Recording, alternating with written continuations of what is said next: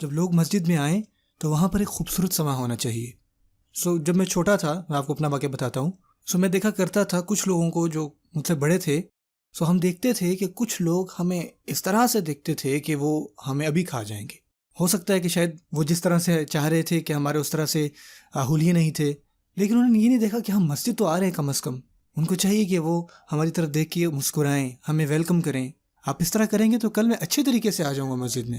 اور اگر آپ اس طرح سے کہیں گے کہ تم یہاں پہ کیا کر رہے ہو، لگتا ہے راستہ کھو گئے تھے تو مسجد آ گئے، تم ادھر کدھر آ گئے، تم جاؤ اپنی پارٹیاں شارٹیاں کرو، اللہ تعالیٰ ہمیں معاف فرمائے. اس طرح کی چیزیں جو ہے نا وہ لوگوں کو دین سے دور کر دیتی ہیں. یہ اللہ کا گھر ہے. کوئی بھی یہاں پہ دوسروں کو خوش آمدید کہے، ان کو اچھا فیل کرائے، تو یہ سب سے اچھے لوگوں میں سے ہیں. آپ کو پتہ ایک حدیث ہے جو میں نے آج ہی پڑھی. دراصل میں اسی لیکچر کی تیاری کر رہا تھا اور میں اسی کے بارے میں حدیث ڈھونڈ رہا تھا. تو ایک حدیث مجھے ملی جہاں آپ صلی اللہ علیہ وسلم فرمایا کہ تم میں سے بہترین وہ ہیں جن کے نماز میں کندھے ایک دوسرے کے ساتھ نرمی سے ہوں. آپ کو پتہ اس کا مطلب کیا ہے؟ نرم کندھوں سے کیا مراد ہے؟ آپ نماز میں کھڑے ہوئے ہیں اور تھوڑی سی جگہ بچی ہوئی ہے اور دوسرا بندہ آ کے ایک دم دھکا دے کے جو اپنی نماز کو شروع کر لیتا ہے. آپ سمجھ رہے ہیں میری بات؟ اور ہم کیا کرتے ہیں فطری طور پہ ہم اس کو جو ہے وہ دھکے دے رہے ہوتے ہیں کہ بھائی یہاں سے نکل جاؤ، جگہ تھوڑی ہے. ٹھیک ہے.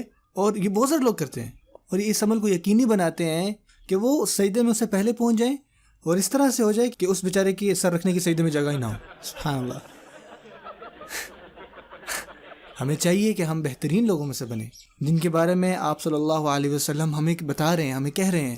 وہ کہہ رہے ہیں کہ تم میں سے بہترین وہ ہیں کہ جن کے نماز میں کندھے دوسروں کے ساتھ نرم ہوں، نماز کے اندر، صف کے اندر. اس کا مطلب یہ ہے کہ اگر کوئی آتا ہے تو آپ کو چاہیے کہ اس کے لیے جگہ بنائیں. کیا ہو جائے گا؟ کچھ نہیں ہوگا. اگر آپ کسی کے لیے جگہ بنائیں گے تو ممکن ہے کہ اللہ تعالیٰ آپ کے لیے جنت میں جگہ بنائے.